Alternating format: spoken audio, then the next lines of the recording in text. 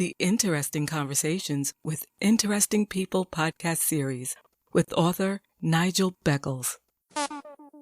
Welcome to the podcast. Please like the podcast and subscribe to this channel. Thank you.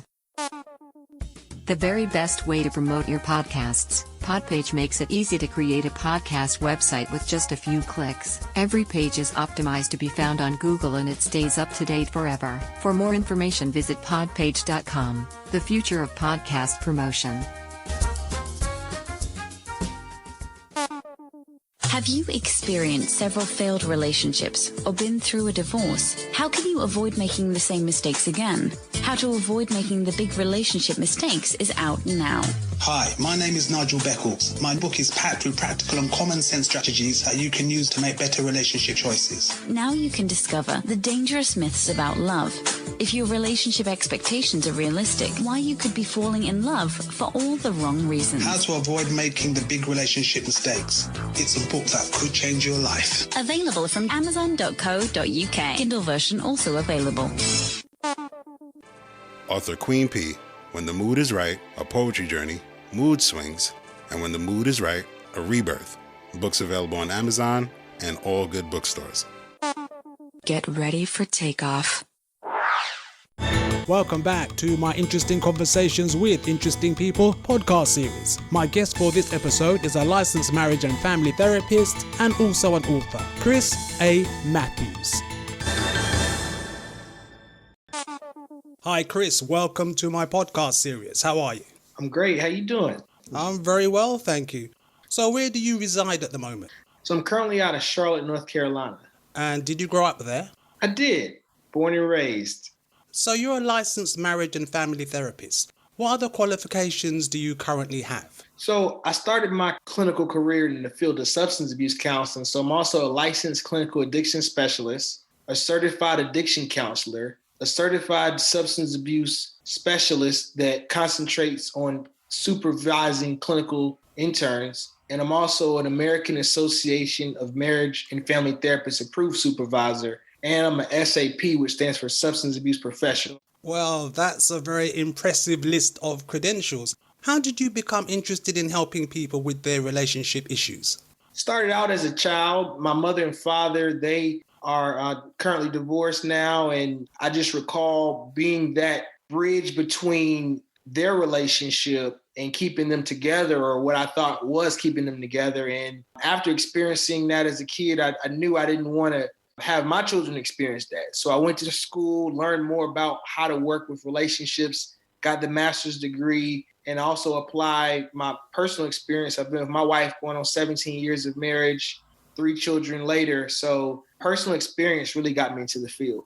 Well, I understand you started an organization. So what is your organization called and how long has it been going? So Relationship Counseling Group is the private practice that I work with couples underneath. And we started that in 2016. Behavior Health and Intervention Center was started in 2011. And that practice specializes with working with behavior modification and clients battling addiction. So does your organization help couples with their relationship issues? Yeah, it does. Relationship Counseling Group helps couples that are struggling with getting past or through infidelity or cheating, premarital, so clients or couples that are seeking skills to sustain a healthy marriage. Also working with couples to enhance communication skills, managing boundaries with work and family. So we are a specialized organization, relationship counseling groups, working with couples. And how do you deal with the addiction side of your organization? So the addiction side is actually through a parent company, Behavior Health and Intervention Center. And we target mandated clientele. So clients that are required by the state, they live in to complete services, usually by way of a driving infraction. They may have been driving impaired or under the influence of alcohol or another substance. And that state requires that they complete treatment services, starting with an assessment in order to reobtain their driver's license. And that's how we got into the field of working with addiction. Certain clients will also voluntarily reach out, but for the most part, people tend to not seek those services until it's too late, meaning they've lost some things. So losing a license, losing a job. Also, as a SAP, a substance abuse professional, I help clients that are battling with addiction get sober so they can return back to work as well. Well, Chris, you're also an author. What is your book called and what is it about? So I am an author. The book is called Finding Your Relationship Fix: The 4 Reasons Couples Seek Counseling. The book is really designed for individuals and couples who are seeking to grow as a relationship partner. And the book helps readers go through what to expect when it comes to or pertains to marriage counseling. So a lot of the clients that I work with, it's usually their first time receiving mental health services or counseling services. So I wanted to author a book that gives people a blueprint on what to expect, how therapy can help you or your partner with some of the common issues that might plague your relationship. And when was your book published? So the book was published in 2021, so last year, under our brand, Relationship Counseling Tools. So Chris, what are your plans for the future?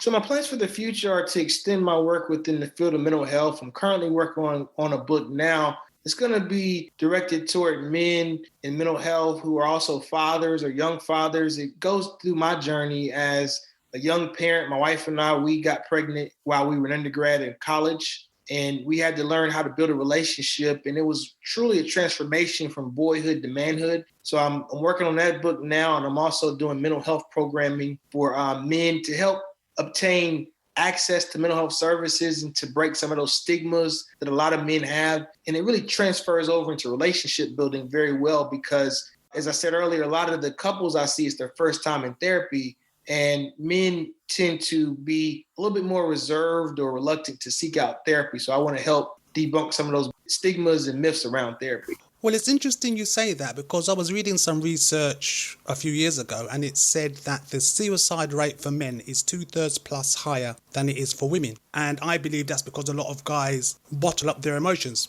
Boys are not really orientated to show their emotions, except maybe for anger. Mm-hmm. And as you say in America, pull up your big boy pants. We would say, big boys don't cry. But I think a lot of guys struggle with their emotions.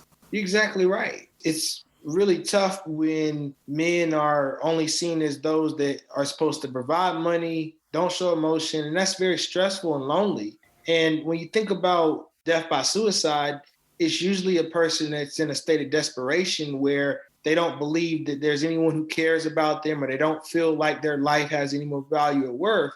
So getting to men early and often and creating environments and spaces where there can be a sense of connection, community, and to make it safe enough for men to be vulnerable. A lot of times in relationships, I see that when a man is vulnerable and the partner doesn't receive that appropriately, or they might judge the man, they're going to be less willing to do that again.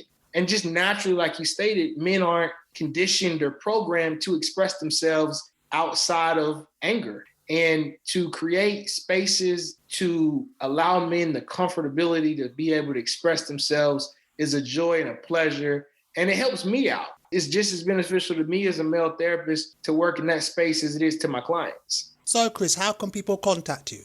People can contact me on Instagram, Chris_A_Matthews. Also, I have a personal website, chrisamatthews.com. And that's the spelling of my name, CHRIS, letter A, Matthews, MATTHEWS.com. Chris in Charlotte, North Carolina, USA. Thank you very much for your time. Thank you.